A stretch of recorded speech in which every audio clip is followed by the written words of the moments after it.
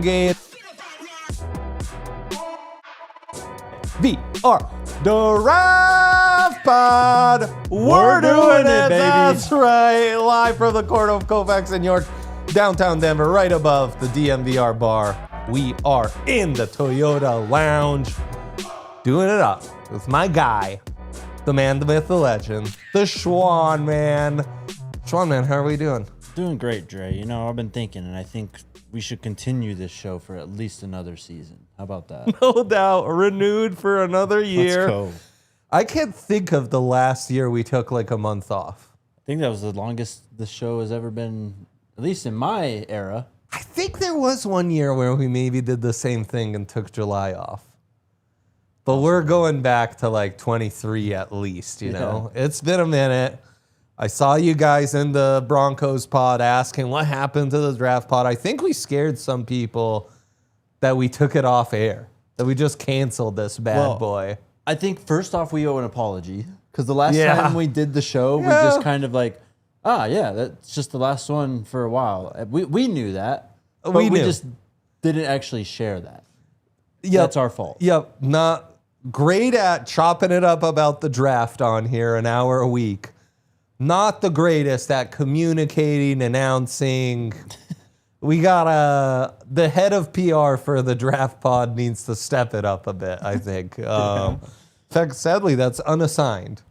So if you're looking to be head of PR for the draft pod, I don't know, reach out maybe. How would you do that? Where would you reach out? Who knows? We'll figure TBD. Reach out to @Andre Simone on Twitter. I'm sure all your complaints will be heard. He also has great crypto advice on there, baby. Yep, he might be solicited to vote on a Twitter poll. Do not do that. Vote. Do not vote. And yeah, maybe. Oh, sad. Sad. You took me down a sad road. I wish you wouldn't have done that. We're trying to accomplish one thing today and one thing only. Okay. Previewing the college football season by giving you our top 10 prospects coming into the season. Yep. Other things we will be hitting. Percentage said top 10 prospect has of dropping to the Broncos. Okay. Do you want to start with a little amuse-bouche? You know, you're moving up in life, so you got to learn these fancier terms. Okay. An amuse-bouche, it's an appetizer you never asked for in even smaller form. Okay. And it's kind of like something wacky, you know? It's like, oh, this is a cheese foam on a, you know, it's like a fancy cracker that we made in-house. Yeah, on a freeze-dried cracker made out of some seeds you've never heard of. And you have it in one bite, and you're like, good. You know, after you were waiting 20 minutes to be seated and this, that, and the other. I'm new to this world too, so you are. I need a little bit of direction. You are. How do I do that? So you'd be open to that instead of jumping right into our top 10s. Okay. How good can this draft class be? As good as any draft class we've recently seen. What about better? Okay, then yes. This could be the best draft class of this decade. Whoa! It could be. Okay, that's the spicy take I was looking for. It does have... There's some star power here. Some serious star power here. Yeah, and at the premium positions. Exactly. 'Tis a premium position draft class. Probably starting with the wide receivers. The quarterbacks, though. Quarterbacks, edge rushers, offensive tackles, corners. Exactly, yeah. So, definitely agree on that. Your thoughts on this QB QB class. If you could give me a little preview, how many QBs do you have in your rivaling top 10? I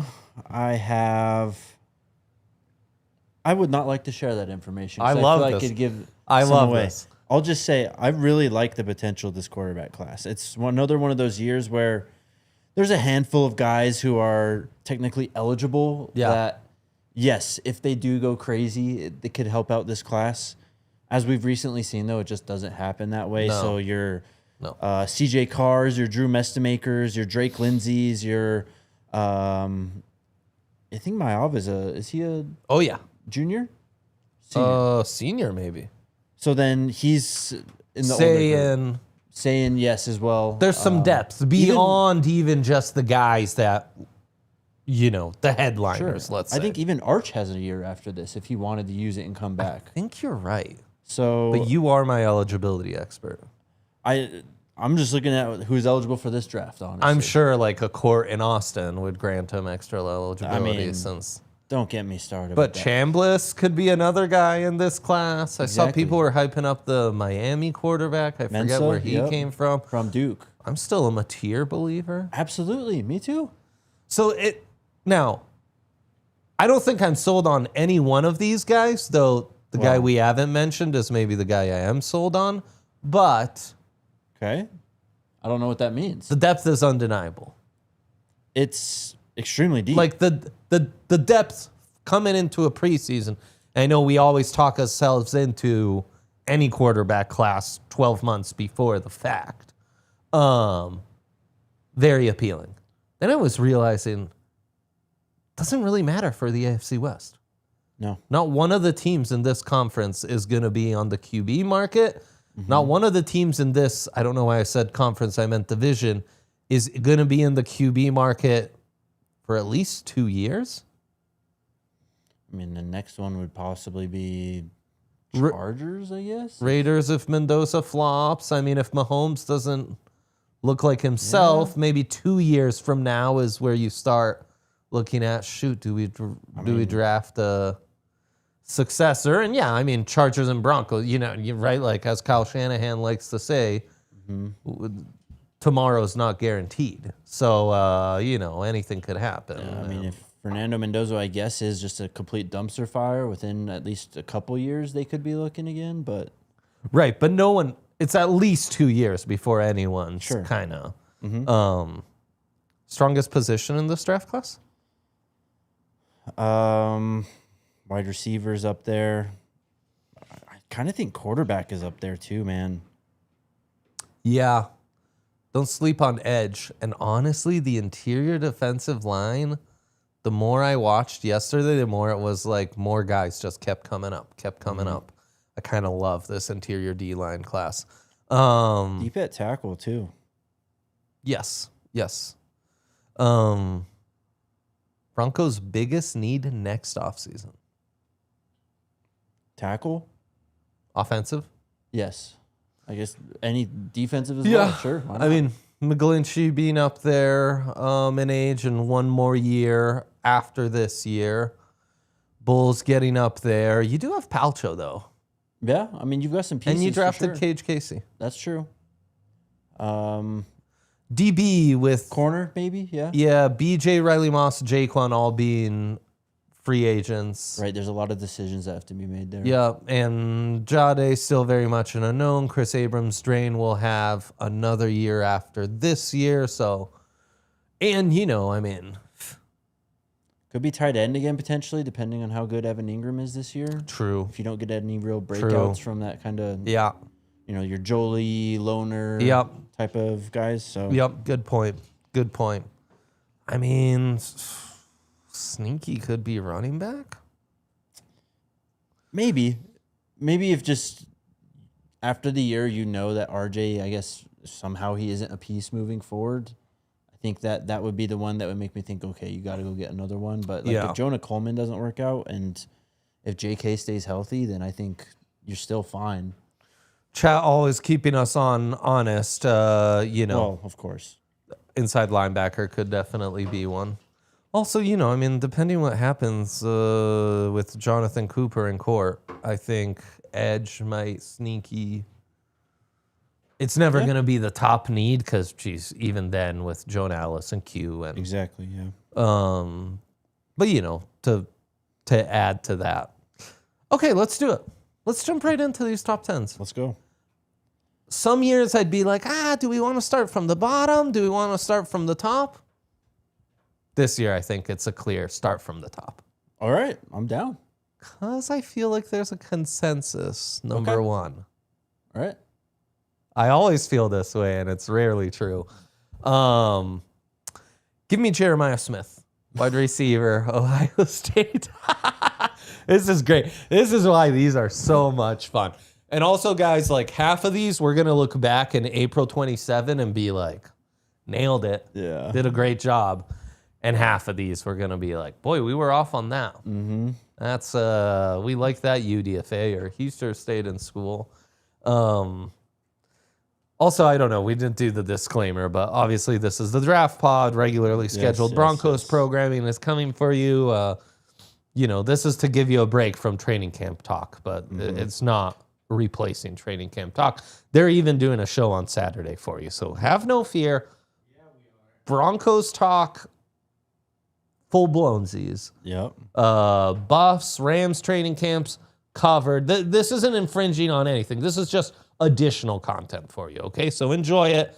Football's back. We're back, and we're talking ball. So just like put your chin strap on and let's get it. That's what I'm talking about. Yeah. Hell yeah. Okay, that made you laugh because I presume that's not your that's not my number one guy. I love that. Yeah. I love that. I went with Arch Manning. Wow. Have you seen enough to be an Arch lever? I was an Arch lever before everyone already was bought all the way in, then bought out, then rebought in. Like, I don't understand why we have to put so much pressure on these kids where it's like, yep, this is his sophomore year. Like, if he isn't good right away, like, it's over. Like, he had a very bad, to average September last year, right? Like, as soon as everyone jumped off, really, after the Florida game, he started to play so much better. Like, he started off the year throwing, 6 interceptions after that Florida game. After that game, he threw 2 interceptions the rest of the year. He just has... He's an athlete, first off.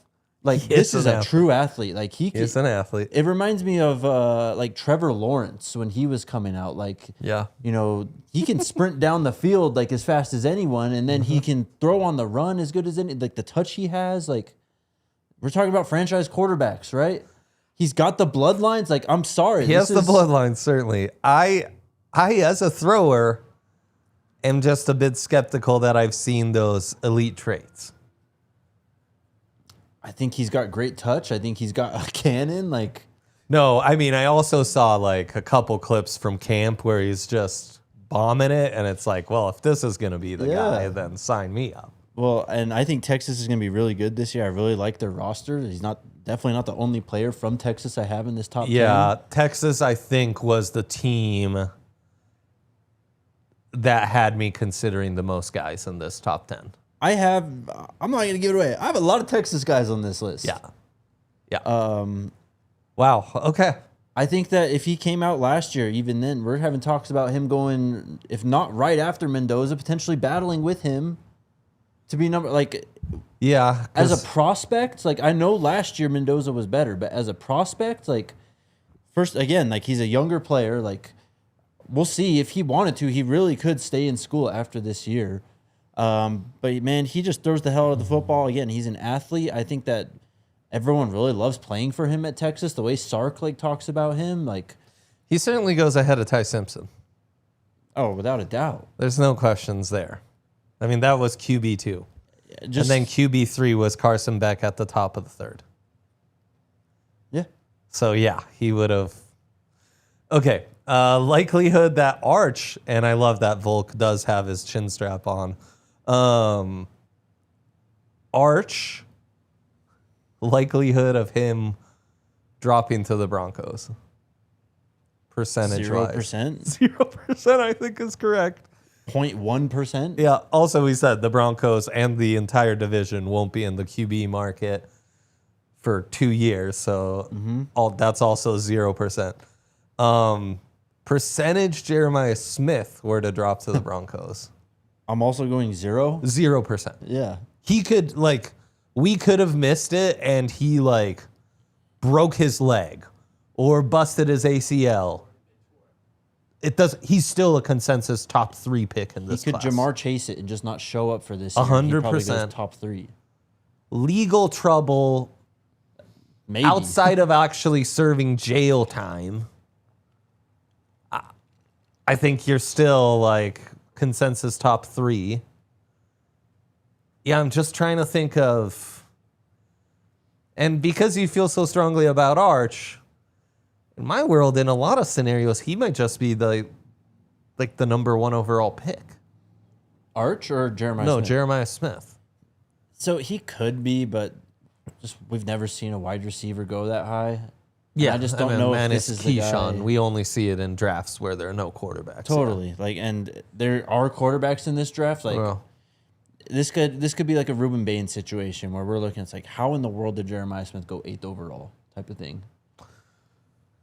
Yeah, though Ruben, there was some size stuff. Jeremiah Smith is just true. big and moves different for a big guy, and the hands are insane, and That's true. the production and just ability to get open and then create yards after the catch. He just checks off every box. He's sure. He really has a chance to go down as one of the best prospects I've ever studied. You know this, and you've heard me say it ad nauseum. I have tiers I put guys in with grades. There's an elite prospect, which is top 5 in most drafts, franchise cornerstone. Then there's a top 10 talent, which is a top 10 at their position, projected to be top 10 at their position as an NFL player. So basically a Pro Bowler and a guy who's going to get a big contract. And then there's first rounders who I'm projecting to be high level starters. There's one elite prospect. There's no one in that top 10 tier. And then we go to the first round tier. Jeremiah Smith's the guy who's in the elite prospect tier for me. All right. He's on my list. I don't know if you want me to talk about him right now, but or I can tell you where he is if you want, and then we can fill it in from there. Yeah, and Arch didn't make my top 10. Really? How many quarterbacks do you have? 1. Interesting. Yeah. I have 3. I know. All right. Let's go to prospect number 2. You start us off with number 2. I went back and forth here between 2 guys. I ended up picking Colin Simmons from Texas. Wow! Ahead of Jeremiah Smith. Yeah, man. I just think an edge it went pure positional value. Oh, I love this. You have this and you think you've got it all figured out, and it's man, are we even going to have anything to talk about? We just going to be agreeing on everything, and then bang, 1-2, and we're He's an absolute game wrecker. He had 12 sacks last year as a true sophomore. He had 15 and a half tackles for a loss, and he basically had that stat line as a true freshman. This is an absolute game wrecker, one of the most disruptive defensive players in the class. I think he's got some Micah Parsons and Von Miller to his game almost. Frame, low to the ground. Yes. The ability he attacks, just the smoothness and twitchiness. Yeah, great hands. Is a very Micah Parsons-y. Yeah, but he's got that Von Miller, the dip, you know what I mean? When he gets under tackles and stuff. The fact that he's comfortable while bent over, and his chest being half a foot off the ground and the way he just moves naturally when other people, that's not, your balance shouldn't allow you to move naturally when you're that low to the ground. He's got that. And the production's just stupid. I mean, exactly. 2 years into your college football career and you have 29 and a half tackles for a loss. How's that fucking possible? Bro, 29.5 TFLs, 21 sacks. He has a pick. He has 4 passes broken up and has forced 6 fumbles in 2 years. How's that for a team that's in the playoffs consistently and has churned out D linemen? It should be hard to even find snaps on this defensive front, let alone just come into college and I'm going to have 29 and a half TFLs in my first 2 seasons. There's 2 edges in this class who I think would have been edge 1 in this last draft class. All due respect to David Bailey, I just think that these 2 guys are different, and Colin Simmons is one of them. Colin Simmons, my only question mark is the get-off. Okay. The explosiveness. Obviously, it's at a pretty high level. It does look like it's almost too easy for him sometimes. Dude, yeah. Right. And I think we'll talk about this with Cam Coleman, the big wide receiver from Texas as well. Yep. Look at you. 2 for 2 on Texas guys, and we're already talking about a third. Is he so clinical and so smooth Yes. that he makes it look like he's not as explosive and athletic as he actually is? And if we interviewed an O-lineman that went against him, he'd be like, Right. he'd smack me in the face and be like, he's dog, a what are blur. you even talking about? Yeah. Or am I on to something? Because David Bailey, for example, that explosiveness off the snap was like, that slapped you in the face. Sure. It was like impossible to miss. Yeah. That's my only question. That's my only nitpick. On top of the fact that obviously you comp into Micah Parsons and Von Miller, great comps. That comp also implies a tad undersized. Yeah. This isn't Myles Garrett, you know. Yes, and there's another edge in this class who... I put Dylan Stewart number 3. Dylan Stewart. Whoa, Dylan Stewart. I thought about putting him over Colin Simmons just because of how much of a freak he is. I mean, he is, 6'6", 250? And Colin Simmons is 6'3", 245. That's what he's listed at, which is still like very good size. It's just not elite, if not rare / freaky like Dylan Stewart. And so I considered it for a bit, but I just think that Colin Simmons' game is so clean.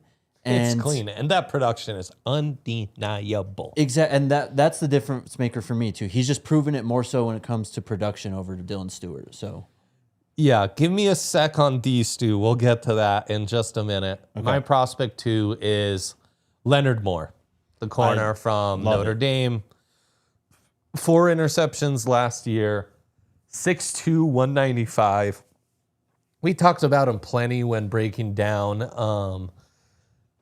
Mackay Lemon, jeez. Kind of shut him down. Dude, sidebar, doing this, I was like really struggling to remember half the 2026 prospects. Well, after and the like Waddle, my memory's just been sad. I've just moved on, you know. Like after the Waddle trade, it was a lot of like, well, well, we were live for like 20 hours during that draft. I mean, we talked about it year round. But the first round, we were just hanging out with Alex Singleton and just, fair. It just kind of left my mind. But anyways, Leonard Moore, I mean, physical, ball skills, instincts, moves well, length for day. His arms look so fucking long. You can tell I'm getting back in the swing of it. I shouldn't have 2 F-bombs 23 minutes into this, but that's where we're at. All right. He is a beast. And it's a premium position. And might be up there with one of the best corners I've ever evaluated. I think he's going to be the highest drafted corner since, and this isn't very long, but Stingley went 3rd. Well, what'd Travis go? Well, I guess Travis, yeah. But yeah, Travis has an different. asterisk because he has 2 positions. He's elite. He's absolutely elite. He's crazy good. I'll talk about him more here in a second. Yeah, Who you got next? Crazy good. Crazy good. And then finally a bit of consensus. Our 3s are both Dylan Stewart. Okay. Love it. D-Stu. I mean, I'm addicted to watching Dylan Stewart South Carolina tape. He is an absolute alien. He's so big and so explosive, and you saw it from like day one. Production isn't super duper elite. He's figuring out how to play the position still. And he's a teensy bit skinny, which is like we've seen guys with these prototypical measurements who are a little more on the skinny side, like drop, like Keldrick Falk, you know, guys like this. He doesn't look like Dylan Stewart, though. No. I don't think I've seen anyone who looks like Dylan Stewart. I have to go back to like Clowney. No, literally. Like the way he's just like, who decided to give this freak a jersey and just unleash him on these other poor kids? Like, it's just unfair what his length, strength, quickness is just like, this doesn't add up. Like, this shouldn't be. He's not the same species as I am. It's like if Megatron wanted to play Edge. 100%. 100%. It is like that. Yeah, he's very different. And I mean, he also in his brief 2-year college career has 22 tackles for a loss to his name. It's not getting really to the quarterback at a level as much as Colin Simmons. It's 11 sacks versus the almost 20 sacks that Colin Simmons has. Has also forced 6 fumbles, has gotten his hand on a few passes. I think you'd like to see that go up a little bit as well as the sacks, but yeah, maximize that length a little better. Yes. There's just something to like when he gets into an offensive lineman's body, they like get moved different from other D linemen. And it like doesn't make sense almost because you'd almost be like, oh, he's like with Colin Simmons, again, one of the deciding factors for me is like it's the natural leverage he's able to play with because he's able to get so low, right? Even though he has very good size, it's not as rare as Dylan Stewart or as elite as Dylan Stewart's size, but Dylan Stewart has just like, it's the speed to power, like, and Colin Simmons has that too, but 100%. That's where he really kind of throws people around, which is what he does as well. Like both these guys throw people around constantly. Yeah. Big offensive linemen, like they're like stuffed toys. Mm-hmm. It's nuts. Yeah. So fun. If you're really missing football, go to YouTube, go to wherever you catch your highlights on social media and just type in Dylan Stewart and thank us later. You'll enjoy it. Also, I love that the chat's starting to get a little more and we're getting Cal Poly Let's go. Prospects thrown our way. So I love it. That's how you know we're really back. And also, you know, it's preseason rivaling top 10s.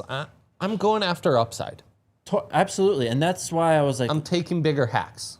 Do I put this guy, like I actually switched it before I went to sleep last night because I was like, that was my initial gut instinct, but dude, that's the best. After thinking about it, I was like, I just got to go with the production. Like, I think I've learned that, yes, it is fun and exciting to take these big swings on guys like this and like say that they're rare and all that, but like production is just so much more like safer and like I know what I'm getting out of that. One of the healthiest mental places for me to be is debating something like that as I'm falling asleep. It's just really a nice spot to be in. Okay, 0% chance Jeremiah Smith and Arch drop to the Broncos. Percent chance Colin Simmons drops to the Broncos. 1%. I'll give him a slightly better percentage than the other two guys. I was back and forth on this. I was also in the like 1 to 3, and then I settled on 8%. Talk me through. Talk me through this. A real mathematicians debate. I'm glad that made Yaya laugh so much. It's the fact that he's undersized. I don't even know. No, I know. I mean, our Mason Thomas went like top of the second round, and he's probably the size of Mickey D'Amato, the Cal Poly linebacker. So hold on, David Bailey at the combine, he measured in at 6'3", 5'8", and 251, which is about what Colin Simmons is listed at right now. Yeah, that's David Bailey. Actually, great comp for Colin. You know, great Sure, I think David Bailey's more of like a. I think he's got even like more bend, I think, than Colin Simmons. And first step, I think, is a little more electric. Yeah. Simmons gives you a lot more in every other area, which is crazy to say. Because again, I mean, Bailey went 2nd overall. I believe so. Colin Simmons has like just these heavy hands, overall. Man. Like it's not as impressive as Dylan Stewart in terms of like the length and how he's able to throw people around. It's like. It really is Micah Parsons, where it's just like, oh, like he ran into that tackle and the tackle's just on his back now. And Parsons, who had the luxury of focusing on edge the entire time. Right. There was no sophomore year at Penn State, he was an off-ball linebacker. Yeah. It's just like, fully focused. He, unlike Jeremiah Smith, I don't think is as injury or off-field incident proof as those guys. And I think there's also a little more variance of he's not a guaranteed top 3 pick. Colin Simmons? Colin Simmons. Like, could he drop to like 8 or 12, Ruben Bain style? Sure. I see that as more likely. Now, again, where I'm projecting the Broncos, that wouldn't be enough to drop to the Broncos, but at least we're in the realm. But like 3rd overall is, I think there is close to a 0% chance the Broncos are a top 3 drafting pick. Sure, but to go back to what you said about Bain, like if we did this exercise in March, like just our top 10 favorite players, he might have been number 1 for me, honestly. Just as like my favorite like prospects, like players in this draft class, Ruben Bain would have at least been top 3. Oh, for sure. Well, Like, forget March. I mean, end of September. I mean, yeah, like after a certain point, it was just like this guy's just We one felt of the best like he football was players in the draft. Like, guaranteed. it's, Yeah. And then Leonard Moore, I give a 10% chance. 5. Yeah. I think he's a top 10 pick. I have him number 4. Yeah. Agreed. In some ways, if he pulled a Derek Stingley, you mentioned Jamar Chase for Jeremiah Smith. We forget Stingley skipped his last year. Yeah. Guaranteed top 5. Do you think, things bad year again, injury off field, like Yeah. he's not as right, like no matter what, he's basically guaranteed to be a top 5 pick. He doesn't have like elite size. I guess he's like 6'2", 200, which even then it's like that's very good size. It's just not elite. He's not a Jalen Ramsey where he's 6'3", 225 or I don't even know who the last one we've had like that is. I guess Devon Witherspoon had really great size coming out when he went top 5 a handful of years ago. Yeah, but not even as great size as like It's Pat. probably Patrick Tad might be Pat's the a good best one as one. well. But Pat's not even cornerback 1 in his class. That's which true. is silly. But even JC was Horn kind has of great big size. too. Horn has great size. Yeah. Great measurables. So that's the short list in terms of size. But again, we just listed some really great cornerbacks, and those guys didn't go like that. yeah, Pat dropped to 9th. for sure. Yeah, no, That's because teams are just stupid. Like there is some, but that's part of this is where we're projecting a worst case scenario. There's some idiocy involved in worst case scenarios. Of course. And then Dylan Stewart. Is less than that, 2%. Slightly better than. See, I gave him 25%. Why? Skinny. And there is a chance where, like, if this was the season from hell at South Carolina, Yeah. we revisit his first 2 years as like, yeah, but like, all of a sudden showing that upside and those traits, it only matters so much. Right. And then all of a sudden he is a Keldrick Falk But on the other who side, dropped to the late first, on the other side, only 6.5 and then 4.5 sacks the last 2 years. He has a 9 sack year. No, for sure. It's over, bro. Oh, He's for going sure. top 5. No, 1,000%. So worst case, this guy goes maybe 10th overall, I think. I'm sorry. Like, he's a freak. Even if he has a terrible season or some drastic injury or some off-field concerns, he again, like, you're kind of like gauging the bulletproofness, right? Okay. Yeah. You're like an insurance company trying to do. It's a good point. And 25% might be too aggressive. Maybe 15's more accurate. But I think his increase over some of the others. Okay, so I wanted to touch on that. We've gotten 3 prospects in. Give me your prospect 4, because I think mine will be divisive. Leonard Moore. Dude, you still don't have Jeremiah Smith on your list? I what have are him- we doing? I have him 5th. What are we doing? So it's that Michigan-Ohio State it's rivalry. not. It's like This that is crazy. bias. No, it's not. Leonard Moore shut down Jeremiah Smith in the national championship game 2 years ago. Leonard Moore shut down Mekhi Lemon to be like Leonard a Moore's non-factor. Leonard Moore clearly is my number 2 prospect. So Jeremiah you Smith have versus no Leonard disagreements. Moore in the national title game 2 years ago. 2 targets, 1 catch, 7 receiving yards, 1 pass breakup. He was clamped. And if there's tape out there, like you can watch. No, I it. mean Like, you're right. I was watching some of that this morning. He doesn't You're right. let him breathe. He kind of shut down Mekhi Lemon. I don't have those numbers in front of me right now. Oh, he shut Mekhi down. And that was like part of the reason I was like, that's like for Mekhi Lemon, like that. There's more corners like Leonard Moore than there aren't in the NFL. Like it's going to be difficult for him, I think. I'm just here's another way for me to phrase this. Carnell Tate, who didn't even have 1,000 yards at Ohio State, went 4th overall. Yeah. Far inferior wide receiver prospect to Jeremiah Smith. And that dude went 4th overall. Mm-hmm. Jeremiah, he's like top 2 in this class no matter what type deal. But Dre, if the Arizona Cardinals picked Jeremiah Smith, how much does that help them next year? I don't think it does too much for them. That's the one team that ruined Maserati Marv. So, yeah, no, I mean... who else is... if I'm Jeremiah Smith, I might pull an Eli and be like, nah, I'm not going to Arizona. Or like the Jets. Like, congrats, you have got Garrett Wilson and Jeremiah Smith now. How does that... Miami, if they take Jeremiah Smith, how does that help you for 27 and beyond?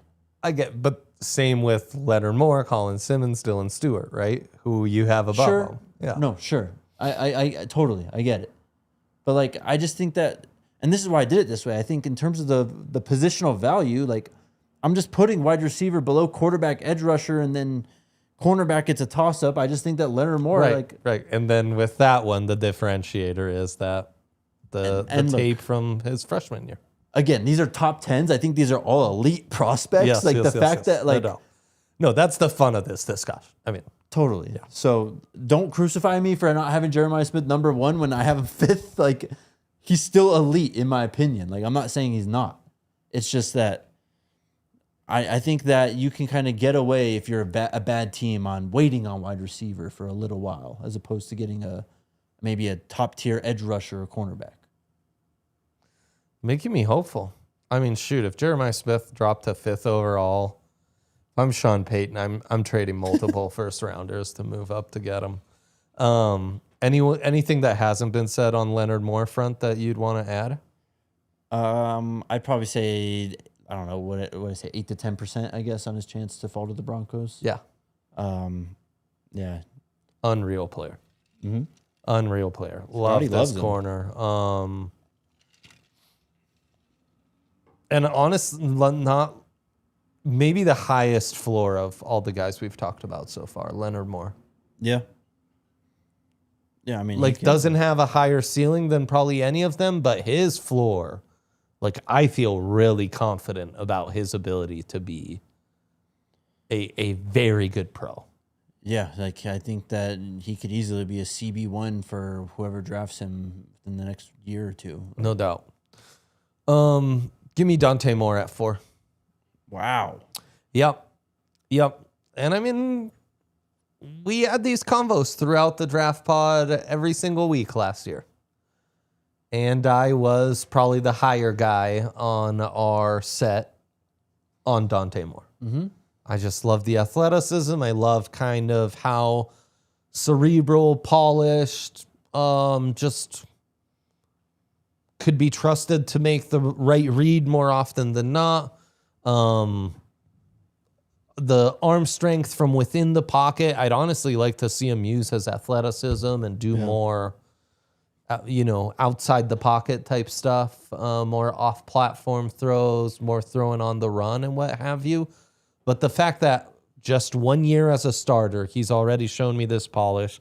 I definitely think he's competing for QB1 with Mendoza last year, and maybe would have just been my QB1. Mm-hmm. And this is where NIL and the fact that these kinds of guys are staying in school is massive. Because he's a prototypical 5 years ago were like, I buy this, I buy that. I love the tools, the traits, everything. But boy, it'd be great if he could go back to school for another year. Not even a thought. Back to school. Honestly, expected more Oregon guys to be in my top 10. I think I've got quite a few in like my top 25. Absolutely. But yeah, I'm a big Dante Moore guy. And I just think the tools combined with the polish, combined with being at a team in a system that's really going to just help build on his skills. I've just seen it more consistently from him than I have from Arch right now. And the tools are at the level of Lenoris Sellers and the other like uber toolsy guys in this class.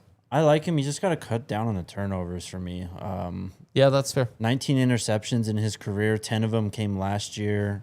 To put it into context, he's thrown 633 career passes. He's thrown about 130 more passes than Arch, which not a great number. And he's thrown almost double the interceptions as Arch. So to me, that's where he's got to clean it up. But I completely agree. He's probably one of the best pure passers in this draft class. It could have been one of the best pure passers, if not the best pure passer in this last draft class, as you said too. Yeah. This is a set and forget type of top 10 to 15 at worst type of pick. I think at quarterback, has the size.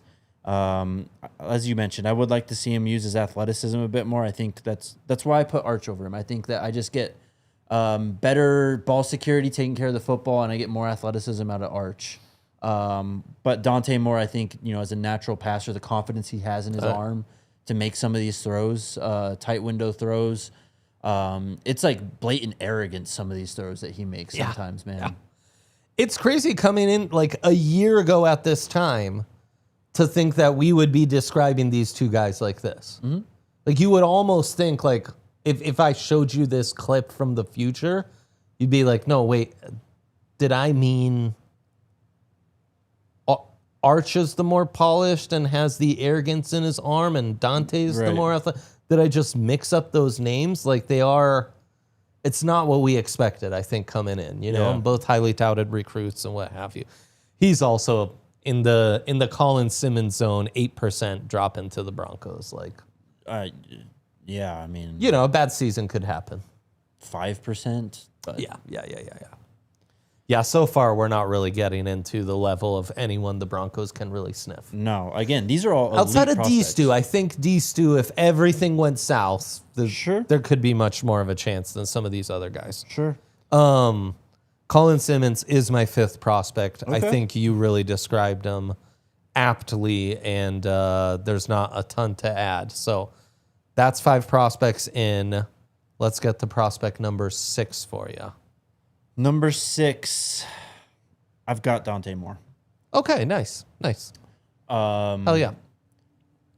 I obviously didn't really watch him last year after he went back to school. Like, he just wasn't on the radar. Yeah. So you certainly saw a lot of Oregon football last year. Of course. Yeah. And then, just picking back up last night, kind of watching through a lot of these guys, it was like, yeah, this is one of, if not the best quarterback returning in college football this year. He's going to throw for damn near 40 touchdowns. He's got stacked wide receiving core again. He's got a really good offensive line. Yeah. They're one of the best teams in the country, and they're going to go as far as Dante Moore can take them, which might be all the way this year. Yep. I mean, it's crazy that, like, Oregon and Texas, man, just looking at pro prospects, the SEC and Big Ten feel like both conferences have pretty clear-cut number 1 teams as far as talent goes. And even for the Big Ten, that's kind of crazy to say because the Buckeyes are right there, Obviously, totally. they're Mm-hmm. reloading like crazy. Okay, a new name we haven't talked about for me at 6, but certainly from a program we have talked about quite a bit already. Is it Texas? It's Texas. Who is it? It's Trevor Gooseby. I have him number 7. Nice. The left tackle for the Longhorns. Obviously, they've really churned out the offensive tackles the last couple years. Frankly, I think he at worst goes ahead of Caleb Lomu last year. He goes he's offensive tackle end of the one, first. Bro.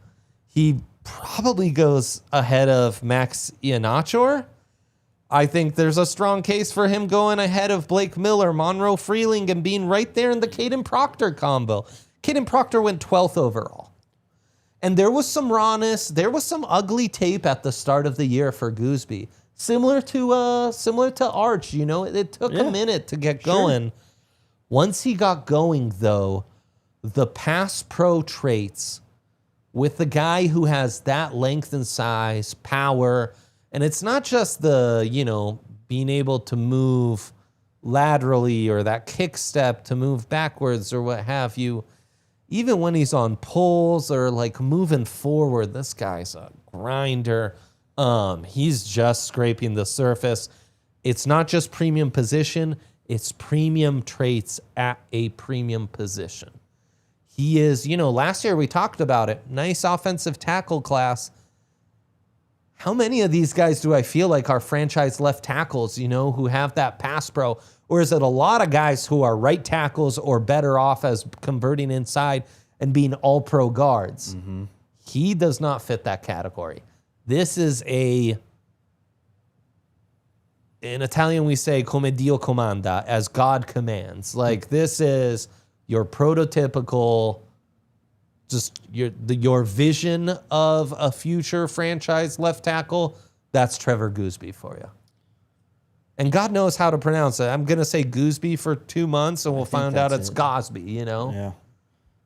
You just broke it down beautifully. I feel the exact same way about him. He probably would have been OT1 for me if he stayed in last year's draft class. I thought he was, as you mentioned, the best combination of pass protection, road grader, size, and just pedigree as well, too, right? Playing at Texas, you know, kind of holding it down at left tackle. That proves to me that you can do that at the NFL.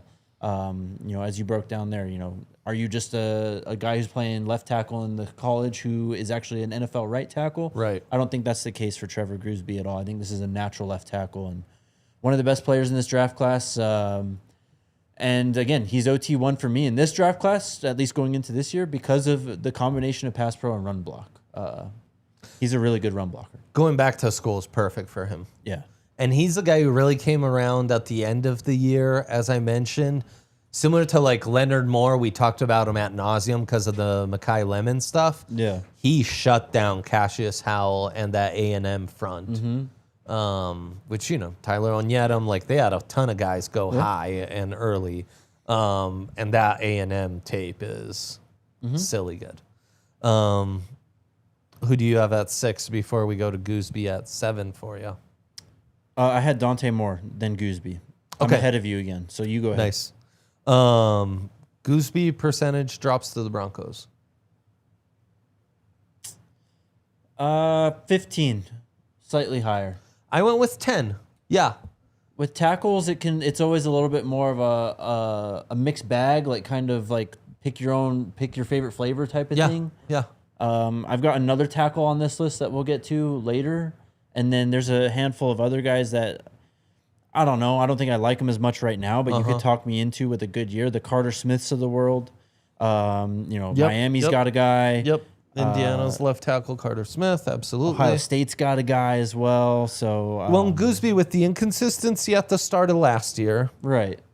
If he had a rough season this year, maybe some injuries, maybe some off-field, all of a sudden, you know, similar to what I was saying with Dylan Stewart, it's one of those profiles where it's less like error-proof, you know? Mm-hmm. There's like, oh, well, I guess that was more of a mirage. Yeah. I remember, I forget his name,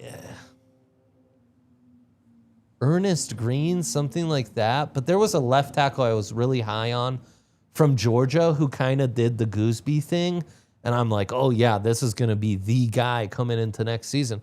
Next season doesn't perform well. He's getting his ass benched. Yeah. You know, so like that, it can flip on you quick. Totally. So yeah, okay. So we're back to me at 7. Yep. Going back to an Oregon prospect, Amari Washington. Okay. Someone that Fran was high on all of last year. Honestly, I think Oregon really did a masterful job keeping him and Bear Alexander, who just missed the cut for me on the top 10.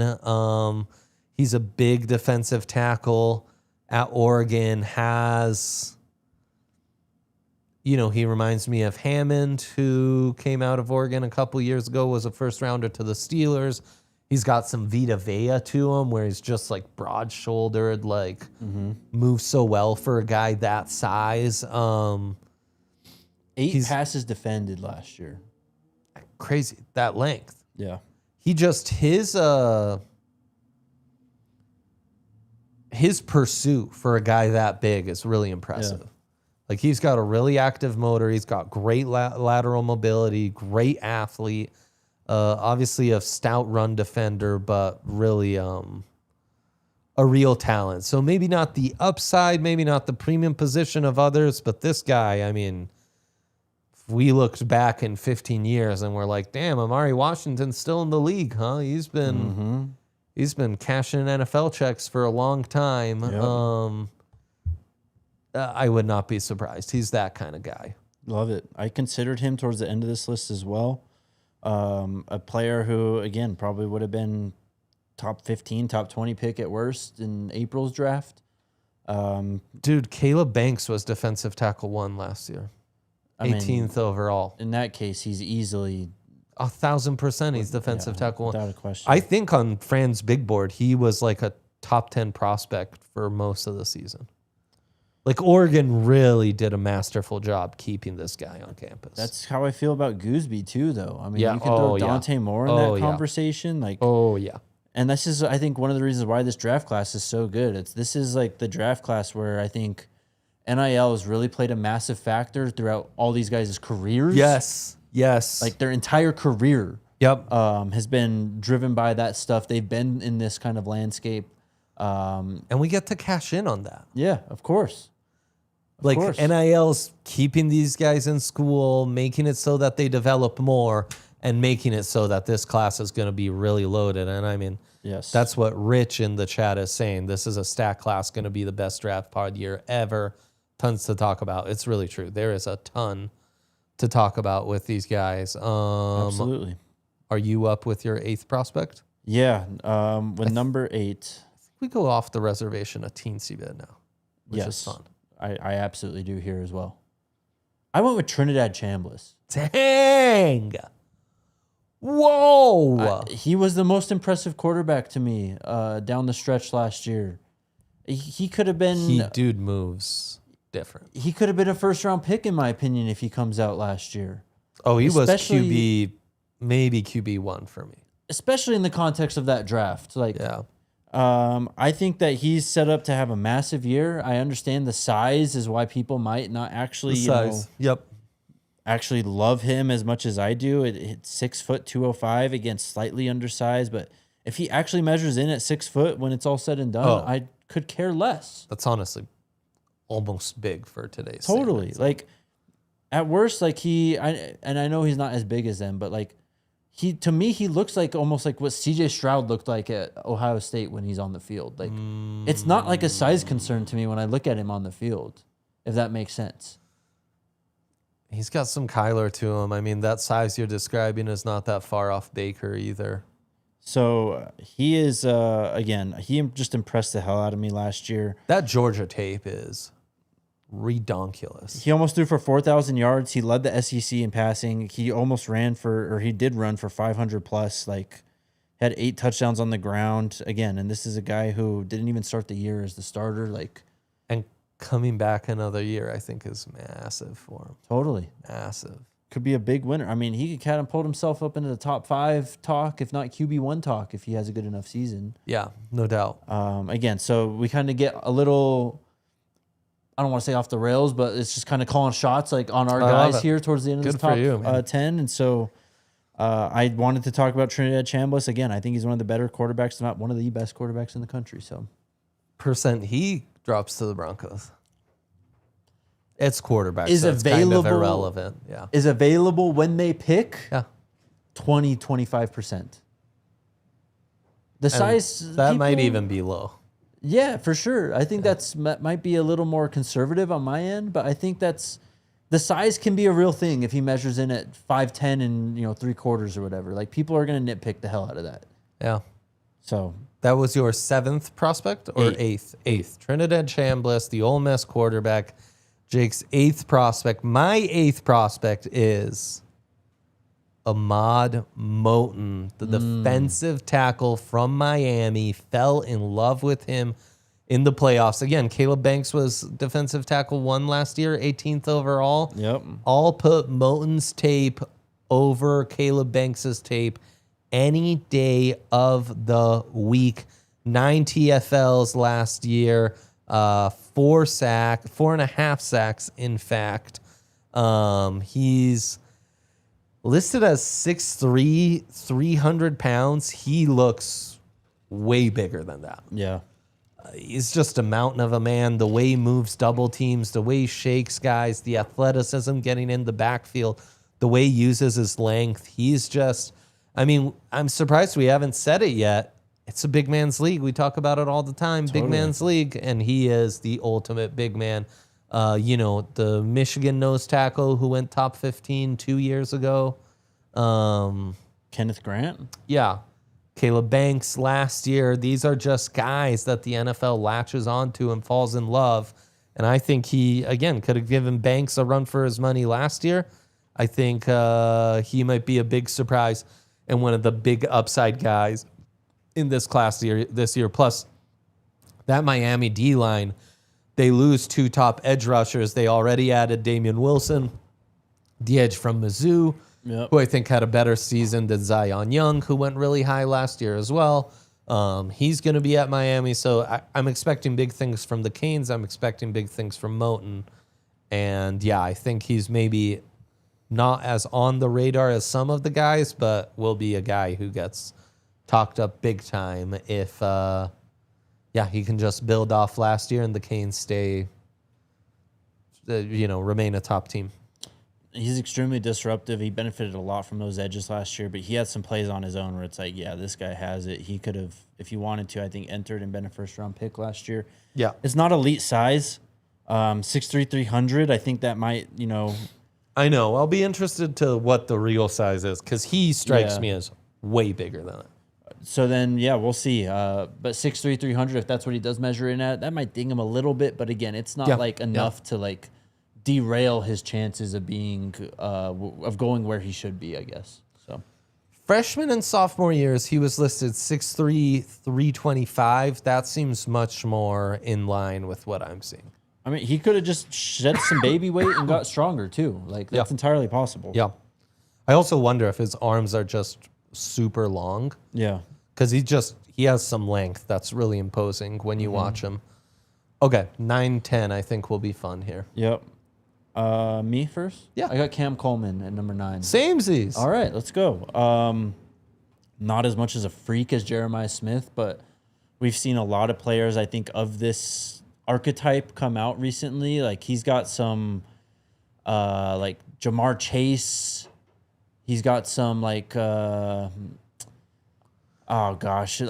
big wide receivers. He's 6'3". Yeah, these big route runners though. I want to say Devontae Smith, but he was just such a unique body type. Yeah, Devontae's way too small. Carnell Tate, he's got some of that to his game. Yeah.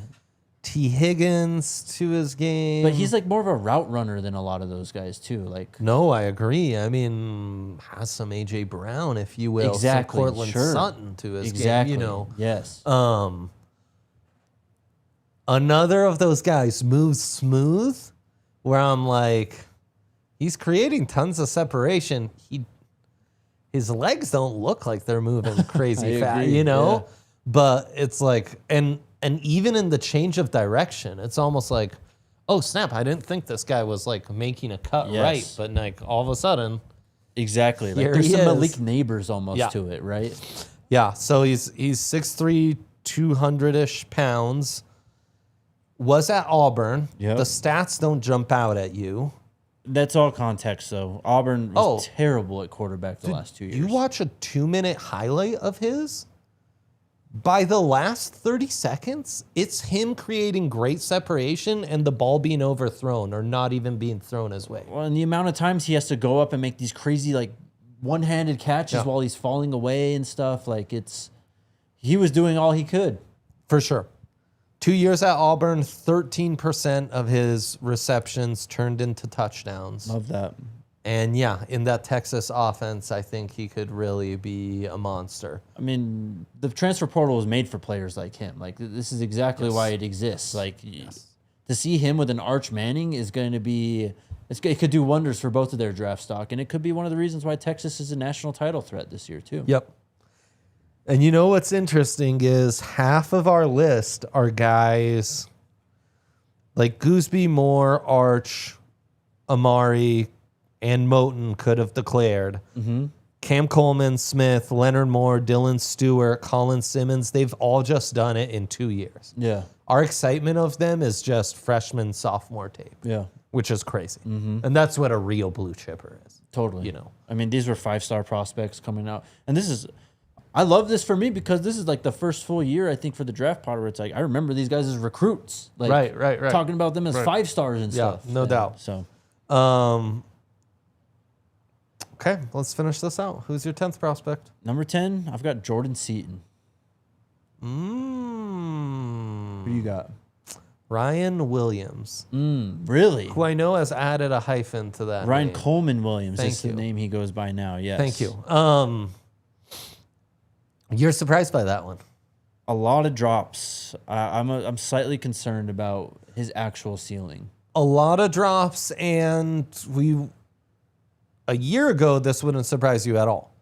Because that freshman tape is silly, especially that Georgia game is absurd and unimpressive last year. I'm beginning when to wonder, DeBoer and Bama kind of turns it around, Ryan Williams isn't a huge part of that turnaround. I'm beginning to wonder, though, is he living off that play a lot, though? Like, is he getting a little bit of like an OBJ reputation where it's like that play is like, it's larger than in itself at this point. Yeah, you know what it I could mean? be. Like, because just in terms of this class, like guys that I really like at wide receiver, like I really like Omari Miller. I really like Mario Craver. I really like Ryan Wingo. I think those players all have the potential to be ranked above Coleman Williams at some point here. Even though I do like for sure. It's a wide Coleman open Williams. wide receiver class. Totally. Now, gambling on upside, right? Gambling on flashes and stuff.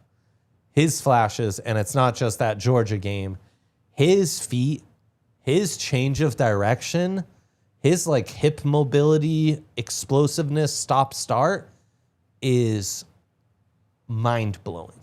Yeah. It's Mind blowing. Jerry Jeudy-esque. Which another scary comp, but yes.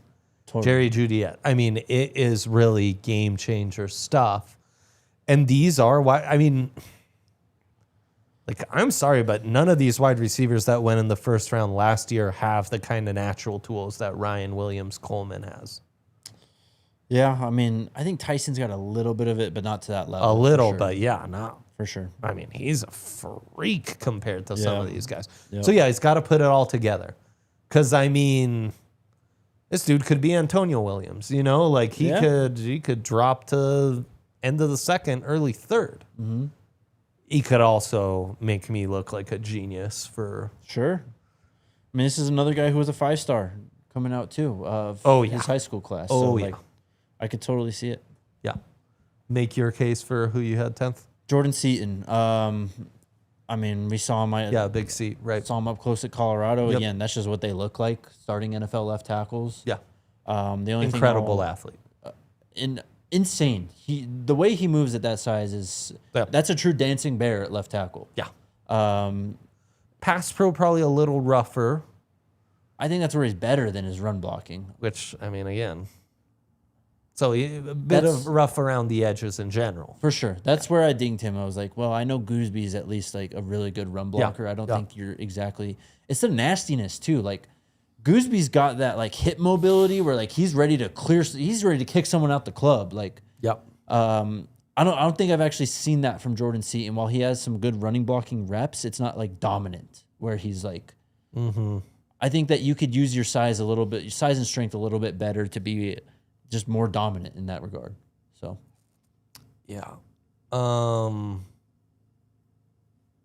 because then after this, I mean, it's a lot of high upside guys. You know, it's Kelly Jones, the corner from Mississippi State, who I love. K'Wan Lacey, the running back from Ole Miss, who I love. Bear Alexander, high upside, defensive lineman. Ellis Robinson, the fourth. You watched him at Georgia? The Georgia corner safety. Corner. And then the safety, KJ Bolden, too, was up there. Yeah. Those guys are, you've got Mateo Ugalele, you've got Quincy Rhodes. Obviously, I had Arch Manning just outside. You have defensive tackles like Will Eccles from Ole Miss or David Stone from Oklahoma. The aforementioned Damon Wilson, the second, by the way. Austin Seavolt. Yeah. The left tackle from Ohio State, Jamari Johnson, Big C, Omari Miller, Ryan Wingo. I think we could talk about someone like Ahmad Hardy. The running back from Mizzou, yeah. I don't know about the Jeremiah Love range of last year, but why couldn't Ahmad Hardy be a top 20 pick? Yeah. He is dealing with, he got shot over the offseason. I think he's got to recover from that, but Tough. Kawan Lacey is also another really good running back that I like in this class. So Lacey's a beast. And then our guy, Isaac Brown, who went back to Louisville, the running back. He was someone who I think could have been in first-round conversation if he came out this last year. It's a fun running back class because you've got Raleek Brown who went to Texas. Texas got Hollywood Smothers, too, from NC State. LJ Martin, remember we loved him for a second. Evan Stewart, remember we were hyped on him coming into the year last year, then he did nothing. And then all these quarterbacks. Yep. David Stone out of Oklahoma is another former five-star who could be a top 10 pick at defensive line. Yep. Texas Tech's got some guys, again, this year. I don't think they're as top-end good as last year. I don't if you did their, where they were drafted consensusly, talking about Bailey, Height, and Lee Hunter. I think that might be higher than this year. But A.J. Holmes, their defensive lineman, he's going to be an issue. He was voted preseason Big 12 Defensive Player of the Year. They got another edge who's coming up from the lower levels. His name is Adam Trick. Michigan's got an edge. John Henry Daly, who tore it up at Utah last year. He could be a first-round pick easily as well. It's a loaded class, man. We've got Rich in the Toyota chat saying, you don't draft a slot corner 20th. Jordan Tyson played mostly in the slot, 8th overall. Mekhi Lemon, 20th overall, mostly a slot. Justin Jefferson, top 25, mostly a slot coming out of LSU. It is one of the things I like about Ryan Wilson is the inside-outside versatility. And I think that's proven to be a recipe for success for a lot of the best performing wide receivers. And then we've got the Count, who's just stoked. Slot corner, 20th. Have we talked about it? I think they're talking about Jade Barron.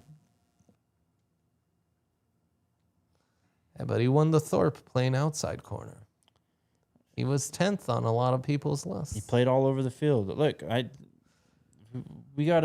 We'll see. We're gonna see.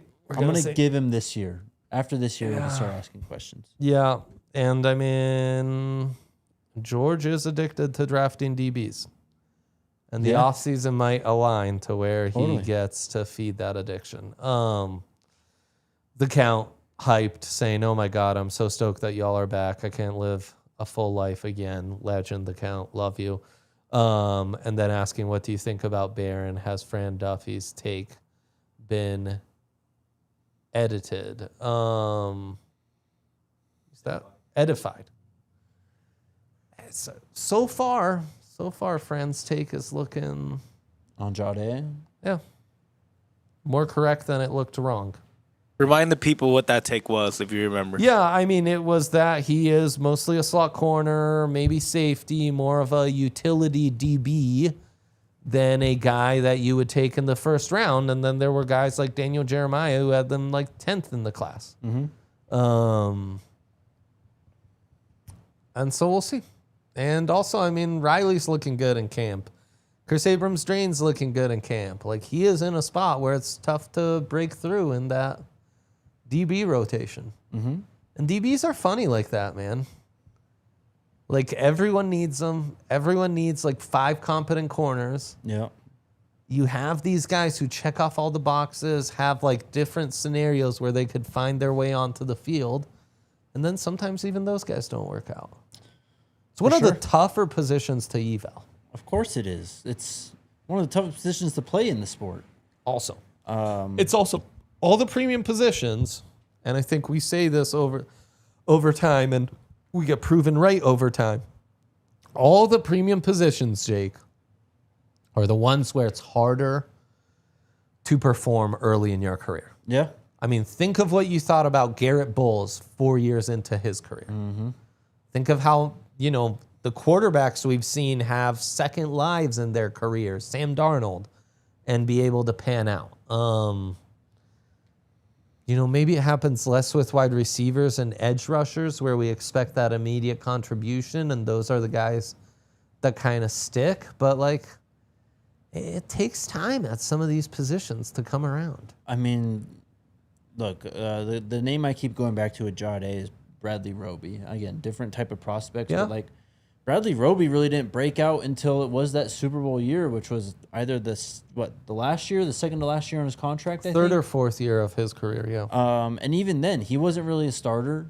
He was someone who came in and just made clutch plays when he had to. Like, if you get that out of Jade Barron, and he helps you, go as far or further than where you made it last year in terms of your playoff push, then it's a pick that's going to be worth it in the context of this season at least. And if that's the case, then it might be a pick that's worth it just overall.